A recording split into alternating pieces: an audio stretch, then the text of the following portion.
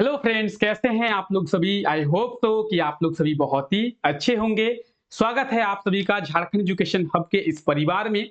और आज के इस सेशन में 22 सितंबर को जेएसएससी सीजीएल के एग्जाम में झारखंड जीके से और झारखंड करंट अफेयर्स से कौन-कौन से क्वेश्चंस पूछे गए थे उनके बारे में देखने वाले हैं।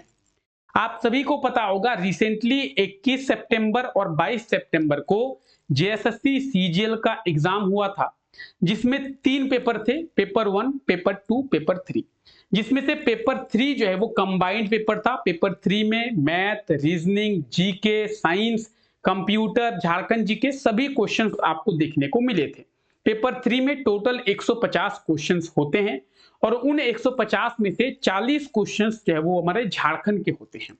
तो आज के इस क्लास में हम लोग उन्हीं 40 क्वेश्चंस के बारे में देखेंगे कि 22 सितंबर को सीजीएल के एग्जाम में झारखंड जीके से कौन-कौन से 40 क्वेश्चंस पूछे गए हैं। अगर आपको 21 सितंबर वाला क्लास देखना है कि 21 सितंबर को कौन-कौन से क्वेश्चंस पूछे गए थे, तो उसके बारे में हम लोग ऑलरेडी देख चुके हैं।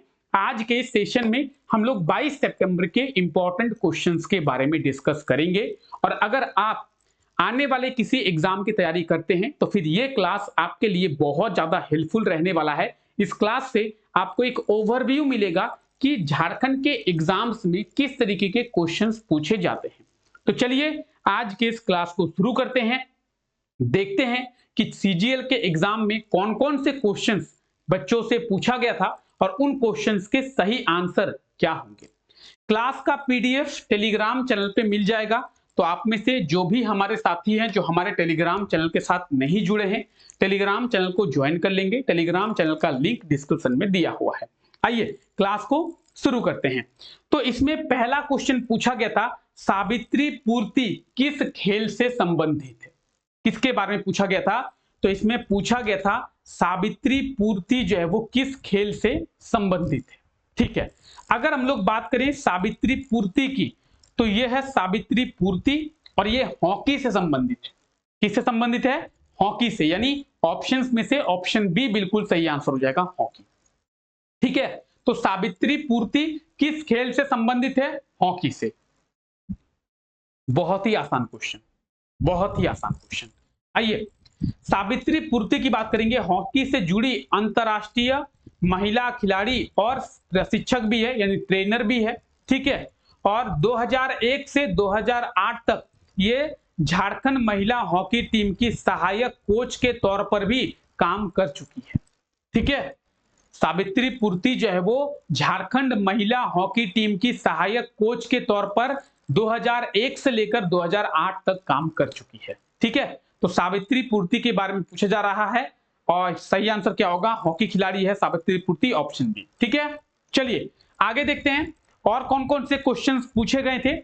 एक और क्वेश्चन पूछा गया था कि बोकारो स्टील प्लांट, आप सभी को पता होगा बोकारो स्टील प्लांट कहां पे है? बोकारो जिले में है। तो बोकारो स्टील प्लांट में बोकारो स्किल डेवलपमेंट के लिए किस संगठन के द्वारा समझौता किया गया था? यानी बोकारो स्टील प्लांट और कौन से संगठन के बीच में समझौता हुआ था बोकारो स्किल डेवलपमेंट के लिए? क्या होगा इसका सही आंसर? तो बोकारो स्टील प्लांट और डालमिया भारत फाउंडेशन, इन दोनों के बीच में बोकारो स्किल डेवलपमेंट के लिए समझौता हुआ था। ठीक है, कौन से ऑर्गेनाइजेशन के लिए? तो option C Dalmia Bharat foundation बिल्कुल सही आंसर हो जाएगा। क्लियर है? क्या होगा? Option C. ठीक है, डालमिया भारत फाउंडेशन। क्लियर? आइए देखिए बोकारो स्टील प्लांट, जिसे हम लोग बीएसएल कहते हैं, बोकारो स्टील प्लांट और डालमिया भारत के बीच कौशल विकास के लिए, स्किल डेवलपमेंट के लिए समझौता जो है वो हुआ था। याद रहेगा सभी को? ठीक है, तो ये क्वेश्चन एग्जाम में पूछा गया था। ठीक है, अच्छा बोकारो स्टील प्लांट की अगर बात करेंगे, बोकारो स्टील प्लांट की जो स्थापना है आपको याद रखना है 1964 को, 1964 में बोकारो स्टील प्लांट की जो स्थापना है वो किया गया था। ठीक है, कब किया गया था? 1964, 1964 में। ठीक है, चलिए अच्छा एग्जाम में हो सकता है कि ये भी पूछ ले कि बोकारो स्टील प्लांट की स्थापना कौन से देश के हेल्प से किया गया था? यूएसएसआर यानी रसिया के हेल्प से। ठीक है, चलिए डिजिटल इंडिया अवार्ड जो है वो किसके द्वारा दिया जाता है? डिजिटल इंडिया अवार्ड किसके द्वारा दिया जाता है? बहुत ही आसान क्वेश्चन है कि डिजिटल इंडिया अवार्ड जो है वो किसके द्वारा दिया जाता है? डिजिटल इंडिया अवार्ड सूचना एवं प्रौद्योगिकी मंत्रालय के द्वारा दिया जाता है। ठीक है, ठीक है। अच्छा, आपको यह भी पता होना चाहिए कि डिजिटल इंडिया अवार्ड किसके द्वारा दिया जाता है, ये तो आपको पता चल गया। अच्छा, झारखंड में किसी को डिजिटल इंडिया अवार्ड दिया गया है, झारखंड के कोडरमा जिले। झारखंड के किस जिले को? झारखंड के कोडरमा जिले को डिजिटल इंडिया अवार्ड दिया गया है। ठीक है, क्यों दिया गया है? कोडरमा जिले की प्रशासन के द्वारा फ्री में बेसिक कंप्यूटर का ट्रेनिंग दिया गया है वहां के स्टूडेंट्स को। कोडरमा जिले के छात्रों को फ्री में बेसिक कंप्यूटर का ट्रेनिंग दिया गया, इसीलिए कोडरमा जिले को डिजिटल इंडिया अवार्ड दिया गया है। आइए आगे बात करते हैं। ऑप्शन बी बिल्कुल सही आंसर हो जाएगा। यह है डिजिटल इंडिया अवार्ड, और डिजिटल इंडिया अवार्ड जो है वो इलेक्ट्रॉनिक्स और सूचना प्रौद्योगिकी मंत्रालय के द्वारा दिया जाता है। याद रहेगा? ठीक है, डिजिटल इंडिया अवार्ड किसे दिया जाता है? तो इलेक्ट्रॉनिक्स और सूचना प्रौद्योगिकी मंत्रालय। ठीक है, चलिए आगे बात करते हैं।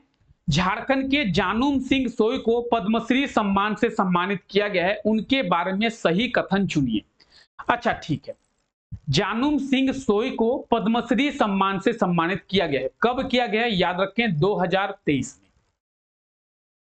जानुम सिंह सोई की बात करेंगे। जानुम सिंह सोई को 2023 में पद्मश्री सम्मान से सम्मानित किया गया है। ठीक है, अगर एग्जाम में पूछा जाता कि जानुम सिंह सोई को किस वर्ष पद्मश्री सम्मान से सम्मानित किया गया है, 2000 सही आंसर होता, लेकिन यहां पे वो नहीं पूछा गया। उनके बारे में कौन सा कथन सही है ये पूछा रहा है। उन्हें साहित्य के क्षेत्र में यह पुरस्कार दिया गया। हाँ जी, जानुम सिंह सोई को साहित्य के क्षेत्र में यह पुरस्कार दिया गया है। उनका पहला काव्य संग्रह 2009 में प्रकाशित हुआ था। हाँ जी, यह भी बिल्कुल सही आंसर हो जाएगा। अच्छा, उनका जन्म स्थान रांची में है? नहीं, उनका जन्म स्थान कोल्हान में है।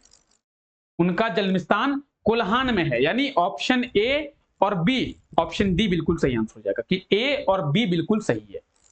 ठीक है,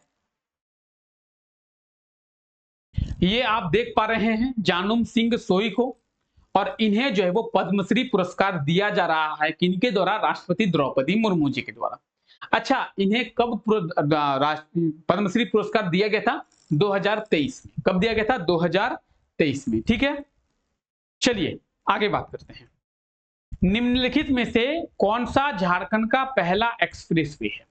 बहुत आसान सा क्वेश्चन है कि झारखंड का पहला एक्सप्रेसवे कौन सा है?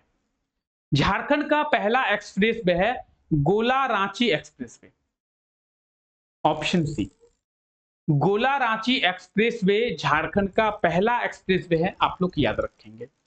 ठीक है, चलिए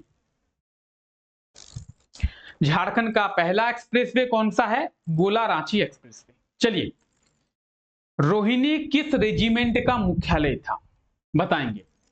रोहिणी 21 सितंबर वाले क्वेश्चन में पूछा गया था, 21 सितंबर वाले पेपर में रोहिणी के बारे में। तो यहां पे पूछा गया है रोहिणी किस रेजिमेंट का मुख्यालय था? सही आंसर होगा 32वीं इन्फेंट्री रेजिमेंट। रोहिणी जो है वो किस रेजिमेंट का मुख्यालय था? 32वीं इन्फेंट्री रेजिमेंट का मुख्यालय था। ऑप्शन ए जो है वो बिल्कुल सही आंसर हो गया है। अच्छा, आप लोगों को अगर आंसर की जानना है, अगर आप लोग सीजीएल का एग्जाम दिए हैं और आंसर की जानना है, तो जेएसएससी के द्वारा आंसर की भी दे दिया गया है। ठीक है, तो आप लोग जाके टेलीग्राम पे देख सकते हैं, टेलीग्राम पे आप लोगों को अपडेट कर दिया गया है। ठीक है, चलिए आगे बात करते हैं। यहां पे आप डिटेल्स देख सकते हैं। ठीक है, चलिए 1857 के विद्रोह के समय छोटानागपुर का आयुक्त कौन था? आयुक्त का क्या मतलब होता है? आयुक्त का मतलब होता है कमिश्नर। क्या मतलब होता है? कमिश्नर। यानी 1857 के विद्रोह के समय छोटानागपुर का कमिश्नर कौन था, ये पूछा रहा। आयुक्त का मतलब होता है कमिश्नर, कमिश्नर को ही हिंदी में आयुक्त कहते हैं। तो यहां पे पूछा जा रहा है छोटानागपुर का कमिश्नर कौन थे? क्या होगा? डाल्टन जी। क्या होगा? डाल्टन जी। ऑप्शन बी बिल्कुल सही आंसर हो जाएगा। जब 1857 का विद्रोह हुआ था उस समय छोटानागपुर के आयुक्त यानी छोटानागपुर के कमिश्नर कौन थे? डाल्टन जी। ठीक है, ई एल डाल्टन इनका पूर्ण नाम है। ठीक है, ये है ई एल डाल्टन। ठीक है, चलिए आगे बात करते हैं। निम्नलिखित में से कौन सा मंदिरों के गांव के रूप में जाना जाता है? मंदिरों का गांव।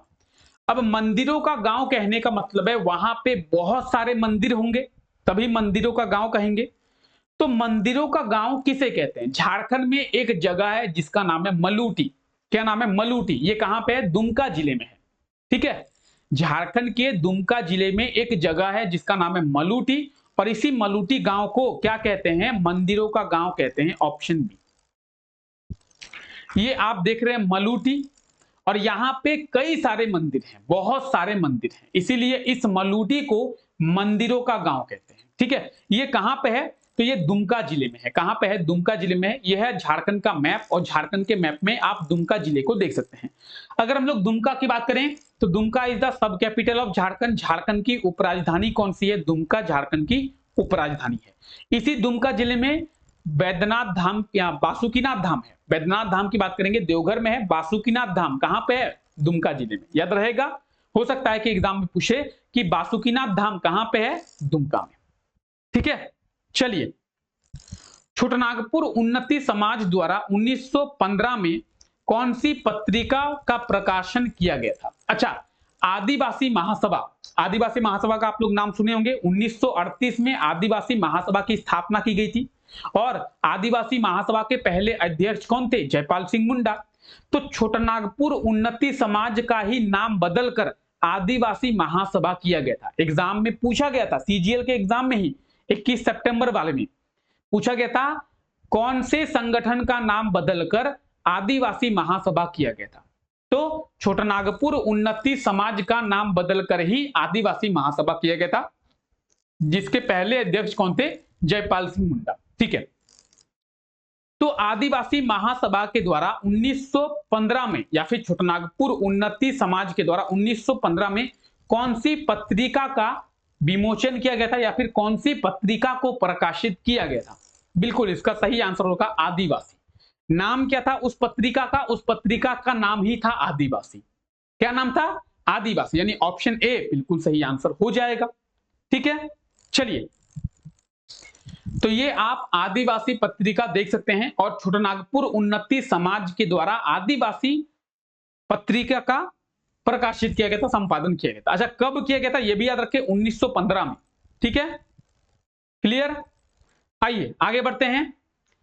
6 लेन वाली ग्रीनफील्ड परियोजना जो कि वाराणसी से कोलकाता रांची होते हुए जाएगी, तो निम्नलिखित में से किस जिले से होकर गुजरेगी? यानी वाराणसी से लेकर कोलकाता जो 6 लेन ग्रीनफील्ड परियोजना बन रही है, जो कि रांची होते हुए जाएगी, तो झारखंड के किन किन जिलों से ये जो 6 लेन सड़क है वो पार होगी? क्या होगा सही आंसर?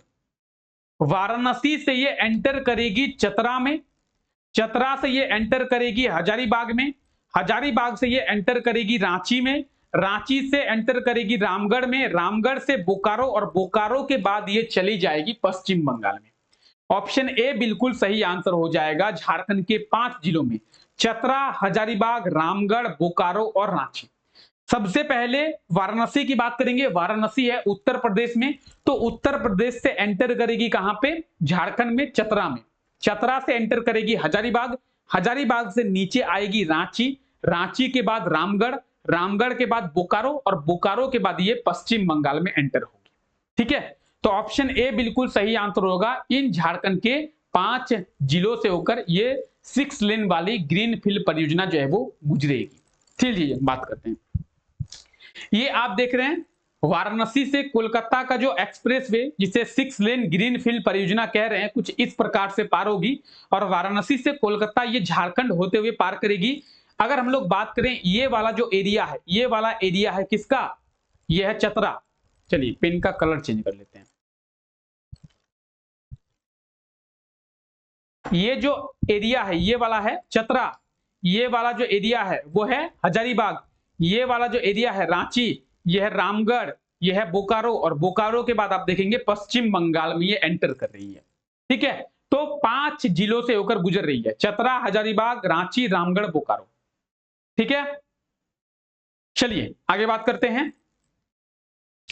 कोल विद्रोह का दमनकर्ता कौन था? कोल विद्रोह के दमनकर्ता कौन थे, बताएंगे।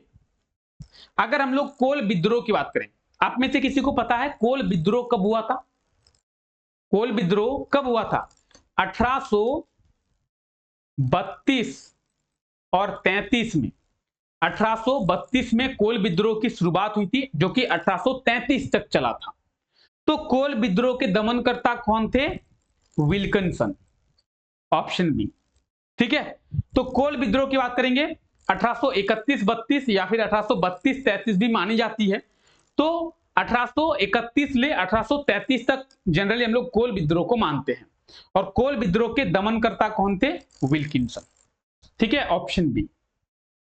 तो इसी प्रकार के क्वेश्चंस झारखंड जीके से पूछे गए हैं। ठीक है, जो कि थोड़े से टफ भी देखने को मिले हैं, कुछ क्वेश्चंस थे जो कि थोड़े से इजी भी रहे हैं। जैसे चांद भैरव किस युद्ध में शहीद हुए थे, बताएंगे। बहुत आसान क्वेश्चन है, बहुत ही आसान क्वेश्चन है। साहेबगंज के भोगनाडी से शुरू हुआ था संथाल विद्रोह। 1855 में साहेबगंज के भोगनाडी से शुरू हुआ था संथाल विद्रोह, और इसी भोगनाडी युद्ध में या फिर इसी कौन से युद्ध में? संथाल विद्रोह के युद्ध में चांद भैरव शहीद हो गए थे। ऑप्शन ए बिल्कुल सही आंसर हो जाएगा। ठीक है, चलिए। ठाकुर विश्वनाथ सहदेव को रांची के जिला स्कूल के मुख्य द्वार पर फांसी दी गई थी, जिसे वर्तमान में शहीद स्थान के नाम से जाना जाता है। ये कब दी गई थी? यानी पूछा जा रहा है कि ठाकुर विश्वनाथ सहदेव को कब फांसी दी गई थी।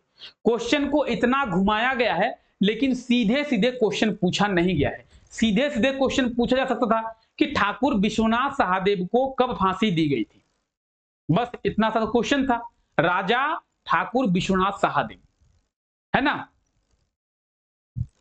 तो राजा ठाकुर विश्वनाथ सहदेव को कब फांसी दी गई थी? इन्हें फांसी दी गई थी 16 अप्रैल 1858। कब? 16 अप्रैल 1858। ऑप्शन सी बिल्कुल सही आंसर हो जाएगा।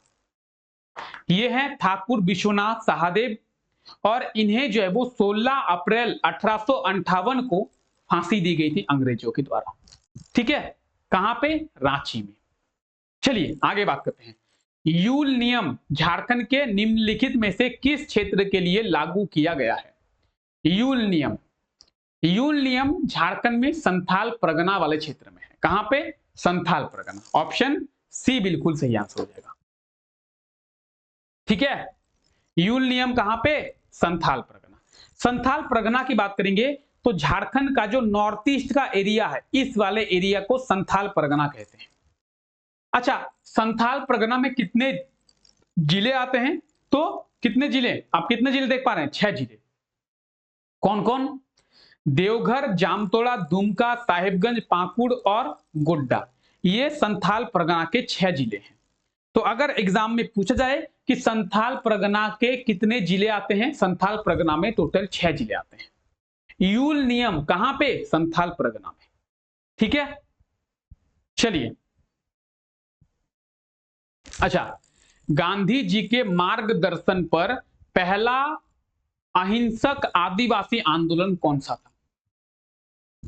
सही आंसर होगा ताना भगत आंदोलन। 1914 में यह शुरू हुआ था, जो कि 1919 तक चला था।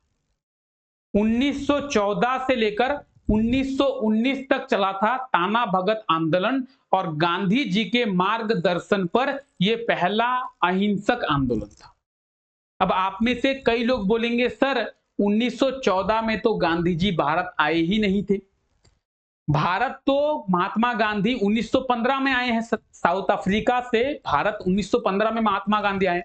उनके पहले ये विद्रोह या फिर उनके पहले ये आंदोलन शुरू हो चुका था। ठीक है, जब वे भारत आते हैं तो वो इसका नेतृत्व करते हैं। उनके मार्गदर्शन पर, उनके नेतृत्व पर यह पहला अहिंसक आंदोलन था। ठीक है, ताना भगत आंदोलन। ताना भगत आंदोलन कब से कब तक? 1914 से लेकर 1919 तक। ठीक है, चलिए, ताना भगत आंदोलन। आदिम लक्षणों और विशिष्ट संस्कृति के आधार पर अनुसूचित जनजाति के विनिर्देशन के लिए किस समिति ने सिफारिश की थी? बहुत ही आसान सा ये क्वेश्चन है, ठीक है। लोकूर समिति, क्या होगा? लोकूर समिति, ऑप्शन है, ठीक है। इनमें से कौन सा सलाहकार आदिवासी परिषद के अध्यक्ष होते हैं?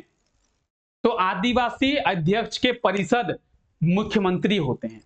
जिस प्रकार से नीति आयोग के अध्यक्ष होते हैं भारत के प्रधानमंत्री, उस तरीके से आदिवासी परिषद के अध्यक्ष होते हैं मुख्यमंत्री, ठीक है। तो आदिवासी परिषद के अध्यक्ष झारखंड के मुख्यमंत्री होते हैं। अभी कौन है? हेमंत सोरेन जी, ठीक है, समझ पा रहे हैं। नीति आयोग के अध्यक्ष कौन होते हैं? भारत के प्रधानमंत्री। उसी प्रकार से आदिवासी परिषद के अध्यक्ष होते हैं झारखंड के मुख्यमंत्री। ऑप्शन बी बिल्कुल सही आंसर हो जाएगा, ठीक है। चलिए आगे बढ़ते हैं। 1942 में भारत छोड़ो आंदोलन के दौरान हजारीबाग की सरस्वती देवी को किस जेल में कैद किया गया था? 1942 में, आप सभी को पता होगा 1942 में क्विट इंडिया मूवमेंट यानी भारत छोड़ो आंदोलन हुआ था, ठीक है। तो उस भारत छोड़ो आंदोलन के दौरान हजारीबाग की सरस्वती देवी को कौन से जेल में कैद किया गया था? सही आंसर होगा भागलपुर जेल में, बिहार के भागलपुर जेल में कैद किया, ठीक है। आइए बात करते हैं। भारत छोड़ो आंदोलन में सभी स्कूल कॉलेजों के विद्यार्थियों ने भाग लिया। इसका नेतृत्व सरस्वती देवी ने किया। 9 अगस्त 1942 की शाम उन्हें गिरफ्तार कर लिया गया और ब्रिटिश सरकार के द्वारा उन्हें भागलपुर जेल भेज दिया गया, ठीक है।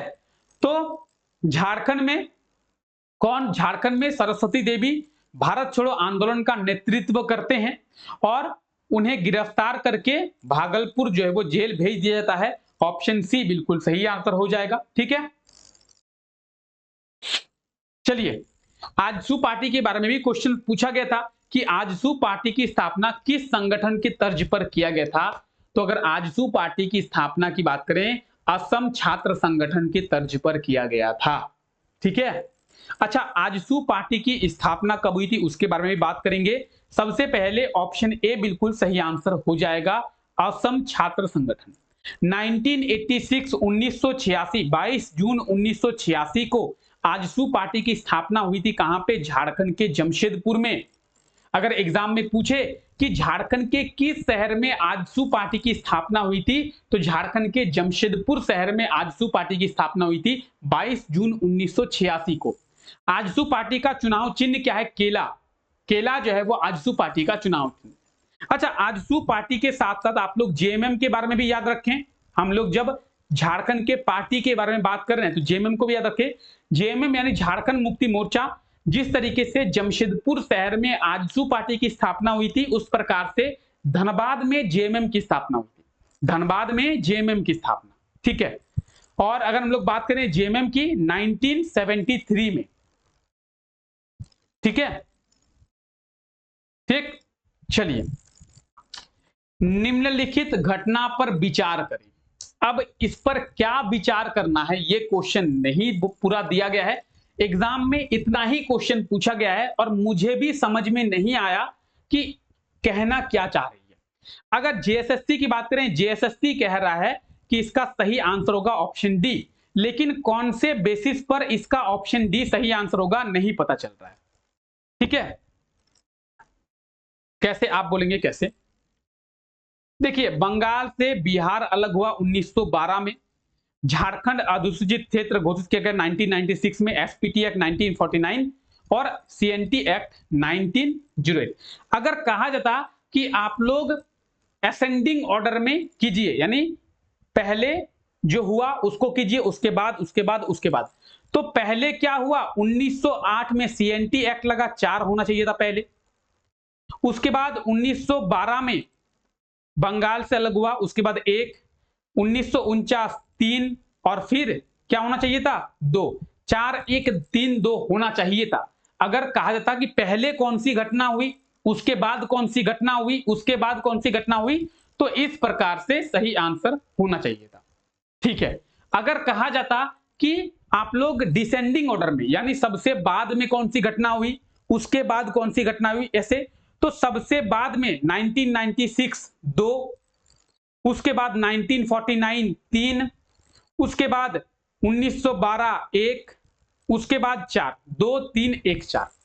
अब बताएंगे दोनों में से ऑप्शन में कोई भी नहीं है, और जेएसएससी कह रही है कि ऑप्शन डी बिल्कुल सही आंसर हो जाएगा। लेकिन ये क्वेश्चन समझ में नहीं आया है मेरे, कि जेएसएससी के द्वारा एग्जैक्ट इस क्वेश्चन में पूछा क्या गया है। जैसा आप क्वेश्चन देख रहे हैं सेम वैसा ही जेएसएससी के द्वारा क्वेश्चन पूछा गया है, और मेरे समझ में नहीं आ रहा है कि जेएसएससी के द्वारा आखिर पूछा क्या गया है, जेएसएससी पूछना क्या चाहती है। तो अगर आप लोग सीजीएल का एग्जाम दिए होंगे तो आपको ये क्वेश्चन स्किप करना है, ठीक है। हो सकता है कि आप में से किसी को समझ में आया हो, लेकिन मुझे ये क्वेश्चन समझ में नहीं आया, ठीक है। अगर किसी को इस क्वेश्चन के बारे में नॉलेज है तो प्लीज अपने नॉलेज को मेरे साथ भी शेयर करें, मुझे भी बताएं कि इस क्वेश्चन में जेएसएससी क्या पूछना चाह रही है। जेएसएससी के द्वारा बस इतना ही लिखा गया है, निम्नलिखित घटना पर विचार करें। अरे क्या विचार करना है भाई, क्या विचार करना है वो भी तो बता दो। विचार करना क्या है आखिर, बच्चा तुम्हारा क्वेश्चन ही नहीं समझ पा रहा है। और ऐसा नहीं है एक क्वेश्चन का 3 नंबर है, तो 3 नंबर इंपॉर्टेंट है भाई। चलिए, ये क्वेश्चन क्या है सही आंसर नहीं मालूम है मुझे। जेएसएससी कह रही है ऑप्शन डी बिल्कुल सही आंसर है, तो मुझे इसके बारे में नहीं पता है। क्लियर बात है भाई, मुझे नहीं पता है, इस क्वेश्चन के बारे में मुझे नॉलेज नहीं है, ठीक है। चलिए आगे बात करते हैं। कौन सा आदिवासी समूह कपड़े की बुनाई में अपनी भागीदारी के लिए जाना जाता है? चीक बड़ाइक बिल्कुल सही आंसर होगा, ऑप्शन बी। चीक बड़ाइक जो आदिवासी समूह है वो कपड़े में बुनाई के लिए अपनी भागीदारी को जानी जाती है, ठीक है। ऑप्शन बी बिल्कुल सही आंसर हो जाएगा इसका। आगे बात करते हैं। निम्न में से अपनी पुस्तक नोट्स ऑन इंडियन हिस्ट्री में संथाल विद्रोह में जन क्रांति की संज्ञा दी। अच्छा, ये पूछा जा रहा है कि नोट्स ऑन इंडियन हिस्ट्री ये किसकी पुस्तक है। क्वेश्चन को घुमा के पूछा गया है, लेकिन कंफ्यूज नहीं होना है। आपको बस इतना बताना है कि नोट्स ऑन इंडियन हिस्ट्री इस पुस्तक के लेखक कौन है, ये किसकी पुस्तक है। नोट्स ऑन इंडियन हिस्ट्री ये पुस्तक किनकी है, यह है कार्ल मार्क्स की। किनकी? कार्ल मार्क्स की, ऑप्शन सी, ठीक है। ये आप देख सकते हैं नोट्स ऑन इंडियन हिस्ट्री, और इस पुस्तक के लेखक कौन है, कार्ल मार्क्स। आप नीचे देख पा रहे होंगे लिखा हुआ है कार्ल मार्क्स, ठीक है। तो नोट्स ऑन इंडियन हिस्ट्री इस पुस्तक के लेखक कार्ल मार्क्स हैं, ऑप्शन सी बिल्कुल सही आंसर हो जाएगा। चलिए आगे बात करते हैं।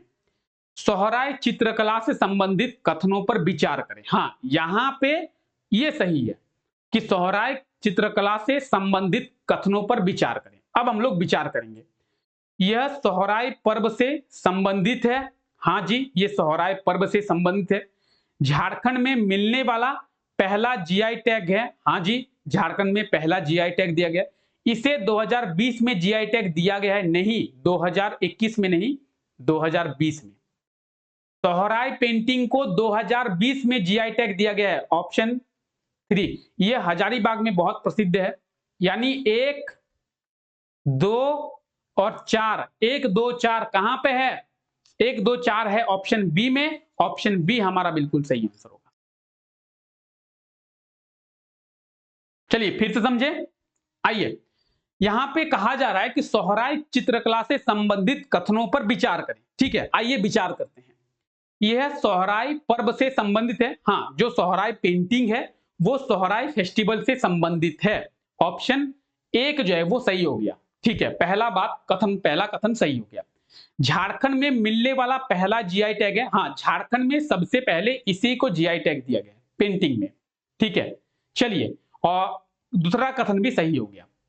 इसे 2021 में जीआई टैग दिया गया है, नहीं, सोहराय पेंटिंग को 2020 में जीआई टैग दिया गया है, ठीक है। तीसरा कथन गलत हो गया। ये हजारीबाग में बहुत प्रसिद्ध है। हाँ, सोहराय पेंटिंग हजारीबाग में बहुत प्रसिद्ध है, यानी 1 2 और 4 ये तीनों कथन सही है। 1 2 और 4 ऑप्शन बी में है, तो ऑप्शन बी हमारा बिल्कुल सही आंसर हो जाएगा, ठीक है। तो यहां पे क्या करने को कहा जा रहा है इसके बारे में समझ में आई है, लेकिन वहां पे निम्न कथनों पर विचार करें। क्या विचार करना है भाई, नहीं समझ में आया। चलिए, सोहराय पेंटिंग आप लोग देख सकते हैं और इसे जीआई टैग मिला है, याद रखिएगा, ठीक है। अच्छा, पेंटिंग से जो 21 सितंबर को एग्जाम हुआ था, उस एग्जाम में पूछा गया था कि कौन से पेंटिंग में देवी देवताओं का चित्र मिलता है। कोभर पेंटिंग में, याद रखें, कोभर पेंटिंग में देवी देवताओं का चित्र जो है वो देखने को मिलता है, ठीक है। चलिए, तो 21 सितंबर वाले में कोभर के बारे में पूछा गया था, 22 सितंबर वाले में सोहराय पेंटिंग के बारे में। याद रखना है, पेंटिंग्स आपको याद रखने हैं। बंगम माझी किस आंदोलन के नेता थे, बताएंगे। बंगम माझी जो है वो किस आंदोलन के नेता थे? बिल्कुल सही आंसर हो जाएगा शाहफोड़ आंदोलन, ऑप्शन सी, ठीक है। चलिए, जोहार का पूर्ण नाम क्या है? बहुत इंपॉर्टेंट है जोहार। जोहार का पूर्ण नाम क्या है, पूर्ण रूप क्या है? जोहार का पूर्ण रूप है Jharkhand opportunities for harnessing rural growth. क्या है? Jharkhand opportunities for harnessing rural growth. कहां पे है? झारखंड अपॉर्चुनिटीज, यानी इसमें तो है नहीं, ठीक है। झारखंड अपॉर्चुनिटीज फॉर हरासनिंग हार्टिकल्चर, ये नहीं होगा, ये ऑप्शन ए बिल्कुल सही आंसर हो जाएगा, ठीक है। Jharkhand opportunities for harnessing rural growth, option A. JOHAR का पूरा नाम क्या है? Jharkhand opportunities for harnessing rural growth, याद रखिएगा, ठीक है। आइए, जोहार का मतलब क्या है? Jharkhand opportunities for harnessing rural growth. ये वर्ल्ड बैंक के सहायता से एक प्रोजेक्ट जो है वो झारखंड में चलाया गया था, ठीक है। क्लियर? जोहार प्रोजेक्ट। अच्छा, जोहार प्रोजेक्ट किसके फंड से, किसकी सहायता से झारखंड में चलाया गया था? वर्ल्ड बैंक, याद रखें, ठीक है। आगे बढ़ते हैं। National institute of foundry and forge technology का स्थापना रांची में किसके सहयोग से किया गया था? National institute of foundry and forge technology की स्थापना किसके सहयोग से किया गया था? बहुत ही आसान सा क्वेश्चन है, यूनेस्को बिल्कुल सही आंसर हो जाएगा, ऑप्शन ए, ठीक है। तो रांची स्थित राष्ट्रीय फाउंड्री एवं फोर्ज टेक्नोलॉजी, नेशनल फाउंड्री एवं फोर्ज इंस्टीट्यूट की स्थापना जो है वो यूनेस्को के सहयोग से किया गया था 1966 में, याद रहेगा। कब किया गया था? 1966, 1966 में, ठीक है। चलिए, कौन किसके सहयोग से? यूनेस्को, ऑप्शन ए बिल्कुल सही आंसर हो जाएगा, यूनेस्को। चलिए, अच्छा, कई बार एग्जाम में यूनेस्को का फुल फॉर्म भी पूछा जाता है, क्या आपको पता है यूनेस्को का फुल फॉर्म? चलिए कमेंट करके बताएं कितने लोगों को यूनेस्को का फुल फॉर्म पता है। यूनेस्को का क्या फुल फॉर्म है? United Nation educational and scientific cultural organisation. क्या है? United Nation education and scientific cultural organisation, UNESCO का फुल फॉर्म, याद रहेगा। चलिए, निम्न में से कौन सा जिला कतारी जलाशय परियोजना से जुड़ा हुआ है? बताएंगे।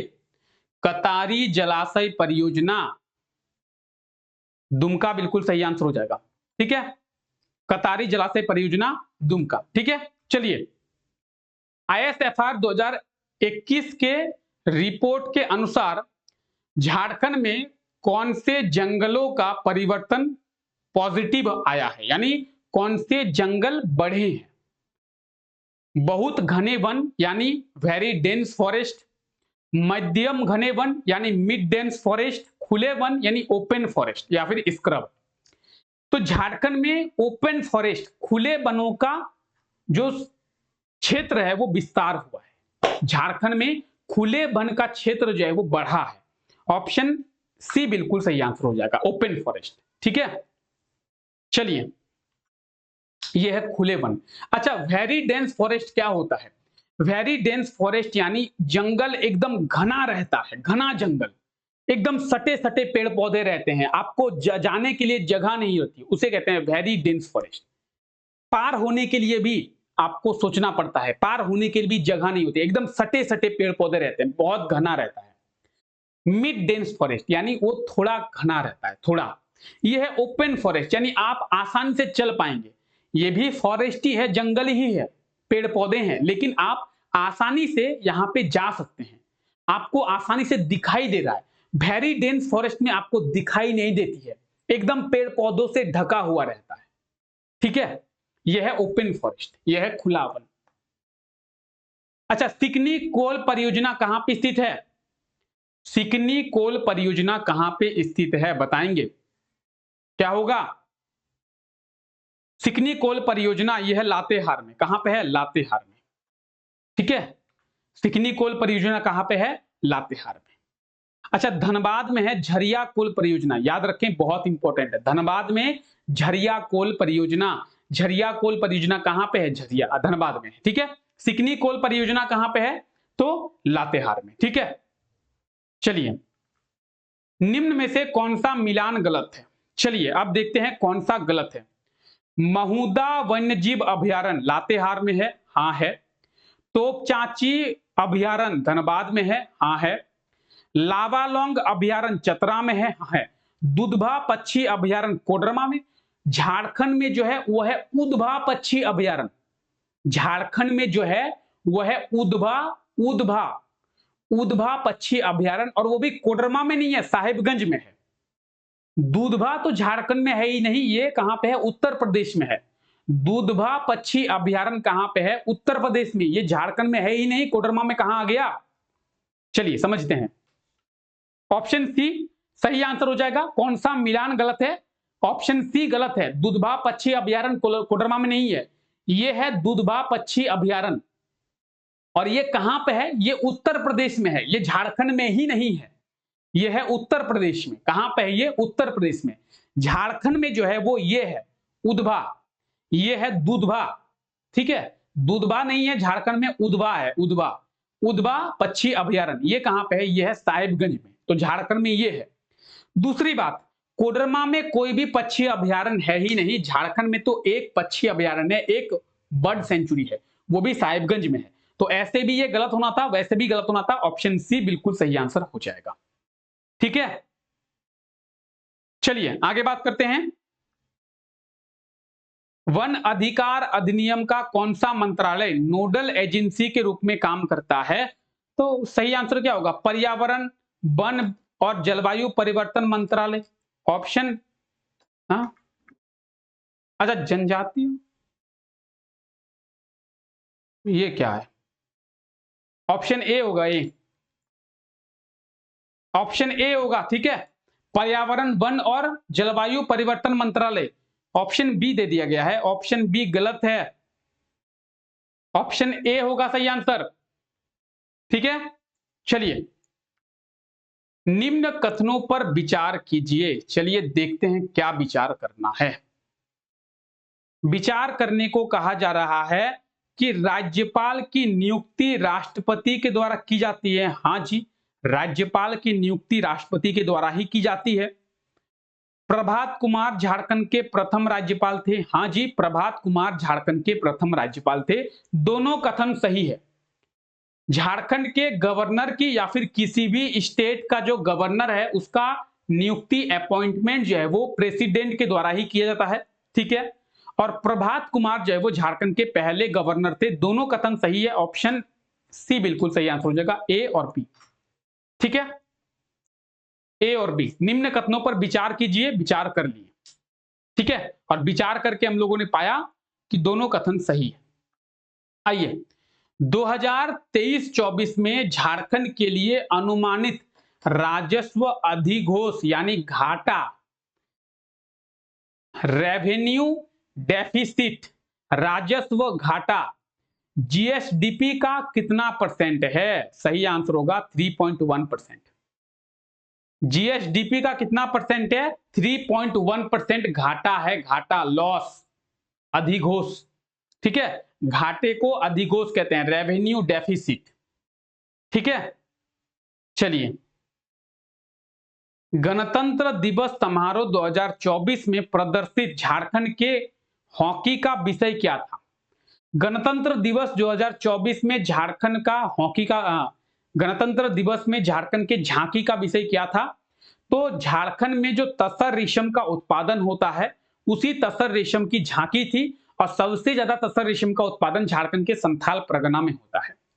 तो संथाल परगना में तसर रेशम का उत्पादन, ऑप्शन सी बिल्कुल सही आंसर हो जाएगा। ठीक है, 2024 में जो गणतंत्र दिवस का परेड हुआ था, गणतंत्र दिवस का परेड यानी 26 जनवरी का परेड, तो 2024 में जो 26 जनवरी का परेड हुआ था उसमें झारखंड की झांकी को भी शामिल किया गया था और झारखंड की झांकी का विषय क्या था, तो संथाल परगना में जो तसर रेशम का उत्पादन होता है उसकी झांकी थी। ठीक है, चलिए, पंचायत एक्सटेंशन शेड्यूल एरिया पेसा 1996 में किसके सिफारिश पर आधारित थी, यानी पेसा कानून को किसके सिफारिश पर लाया गया था, क्या होगा सही आंसर। तो पेसा कानून जो है वो भूरिया समिति। ठीक है, अच्छा, पेसा का फुल फॉर्म भी आप लोग याद रखें, पंचायत एक्सटेंशन शेड्यूल्ड एरिया। ठीक है, पंचायत एक्सटेंशन शेड्यूल्ड एरिया। अच्छा, पेसा कानून को कब लाया गया था, 1996 में, किसके द्वारा, भूरिया समिति के द्वारा यह सिफारिश की गई थी। ठीक है, भूरिया समिति। आइए, भारतीय आदिम जनजाति सेवक संघ की स्थापना 1948 में अमृतलाल विट्ठल दासी ठक्कर ने कहां पे की थी, दिल्ली में। कहां पे, दिल्ली में। ऑप्शन सी बिल्कुल सही आंसर हो जाएगा, दिल्ली। ठीक है, भारतीय आदिम जनजाति सेवक संघ की स्थापना 1948 में किया गया था, कहां पे, दिल्ली में। किसके द्वारा, अमृतलाल विट्ठल लाल दासी ठक्कर। इतना बड़ा नाम है, इतना बड़ा। अच्छा, आप लोगों ने वो मूवी देखा है कि गोवा जाना है, गोवा, तो कितनी देर में पहुंचेंगे, नाम बताते बताते पहुंच जाएंगे।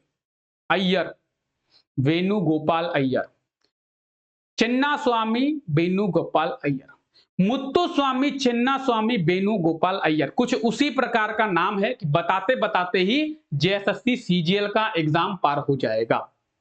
अमृतलाल विट्ठल दासी ठक्कर। ठीक है, ये नाम पढ़ते पढ़ते आपके 2 घंटे पार हो जाएंगे। ठीक है, याद रखिए, ऑप्शन सी बिल्कुल सही आंसर हो जाएगा। चलिए, जयपाल सिंह मुंडा हॉकी स्टेडियम में झारखंड महिला एशियन चैंपियंस ट्रॉफी का आयोजन किया गया था, उसका नाम क्या था, जूही नाम था, जूही। क्या नाम था, जूही। ठीक है, याद रहेगा। चलिए, अच्छा, आपको यह भी याद रखना है कि झारखंड महिला एशियन चैंपियंस ट्रॉफी 2023 में कौन सी टीम विजेता बनी है, भारत की टीम विजेता बनी है। कौन सी टीम, भारत की टीम। और ये आप भारत की टीम को देख रहे हैं। ठीक है, तो भारत की टीम इस प्रतियोगिता में विजेता बनी है। चलिए आगे बढ़ते हैं। 80 से अधिक प्रजाति वाला पूर्वी भारत का सबसे बड़ा बटरफ्लाई पार्क कहां पर स्थित है। तो करेंट अफेयर्स के क्लास में आपको बताया गया था, ठीक है, कि पूर्वी भारत का सबसे बड़ा बटरफ्लाई पार्क रांची में तैयार हुआ है। करेंट अफेयर्स में आप लोगों को बताया गया था। और रांची में भी कहां पे, रांची में ओरमांझी में है बिरसा मुंडा बायोलॉजिकल पार्क, बिरसा मुंडा जैविक उद्यान। उसी बिरसा मुंडा जैविक उद्यान में पूर्वी भारत का सबसे बड़ा बटरफ्लाई पार्क का निर्माण किया गया है। ऑप्शन बी ओरमांझी बिल्कुल सही आंसर हो जाएगा। यह है पूर्वी भारत का सबसे बड़ा। अच्छा, ठीक है, ध्यान भटक जा रहा है आप लोगों का, समझ रहे हैं। चलिए अब देखिए, अब ध्यान नहीं भटकेगा। यह है पूर्वी भारत का सबसे बड़ा बटरफ्लाई पार्क। यह कहां पे निर्मित किया गया है, बिरसा मुंडा बायोलॉजिकल पार्क में, बिरसा मुंडा जैविक उद्यान में। बिरसा मुंडा जैविक उद्यान कहां पे है, ओरमांझी में है। ठीक है, तो ओरमांझी में इसका निर्माण किया गया है। ठीक है, चलिए आगे बढ़ते हैं। चलिए देख लीजिए आप लोग भी, पूर्वी भारत का सबसे बड़ा बटरफ्लाई पार्क। ठीक है, चलिए आगे बढ़ते हैं। आर्थिक सर्वेक्षण 2023-24 के अनुसार झारखंड के किस जिले में भूजल सबसे अधिक है। अगर भूजल की बात करें, ग्राउंड वाटर की बात करें, तो ग्राउंड वाटर का जो लेवल है सबसे ज्यादा कहां पे है, पश्चिमी सिंहभूम में। कहां पे है, पश्चिमी सिंहभूम में। और यह बताया गया है आर्थिक सर्वेक्षण 2023-24 के रिपोर्ट में, इकोनॉमिकल सर्वे में बताया गया। ठीक है, तो झारखंड में ग्राउंड वाटर का लेवल सबसे ऊपर में कहां पे है? ग्राउंड वाटर का लेवल सबसे ज्यादा कहां पे है? पश्चिमी सिंहभूम जिले में, ठीक है। और ये रहा लास्ट क्वेश्चन यानी 40वां क्वेश्चन, विवेकानंद झा द्वारा लिखी पुस्तक द पीपल्स लीडर किसकी आत्मकथा है? बताएंगे किसकी बायोग्राफी है? द पीपल्स लीडर ये किसकी बायोग्राफी है? तो ये सरयू राय की बायोग्राफी है। ऑप्शन ए बिल्कुल सही आंसर हो जाएगा। द पीपल्स लीडर ये किसकी बायोग्राफी है? ये सरयू राय की बायोग्राफी है। ये आप सरयू राय को देख रहे हैं। अच्छा, इसके लेखक कौन है? विवेकानंद झा। आप नीचे लेखक का भी नाम देख पा रहे हैं। तो द पीपल्स लीडर इस पुस्तक के लेखक का नाम क्या है? विवेकानंद झा। और ये पुस्तक किसकी बायोग्राफी है? तो सरयू राय की बायोग्राफी है, ठीक है। ऑप्शन ए में है सरयू राय, तो ऑप्शन ए बिल्कुल सही आंसर हो जाएगा, ठीक है। क्लियर है? कोई दिक्कत, कोई परेशानी? चलिए, तो आई होप सो कि आपको समझ में आ गया है कि जेएसएससी सीजीएल के एग्जाम में झारखंड जीके से किस तरीके के प्रश्नों को पूछा गया था, कौन कौन से ऐसे प्रश्न हैं जो आपको आगे भी आने वाले एग्जाम में देखने को मिलेगा, और झारखंड के कहां से कौन कौन से टॉपिक से क्वेश्चंस जो है वो जेएसएससी के द्वारा पूछा जाता है। तो एक ओवरव्यू मिल गया आपको कि झारखंड में कैसे कैसे प्रश्न पूछे जाते हैं, ठीक है। चलिए क्लास को यहीं तक रखते हैं। आप सभी साथियों का बहुत बहुत शुक्रिया इस क्लास का हिस्सा बनने के लिए मेरे साथ। मिलते हैं आप लोगों से नेक्स्ट क्लास में, तब तक के लिए thank you, take care, bye bye.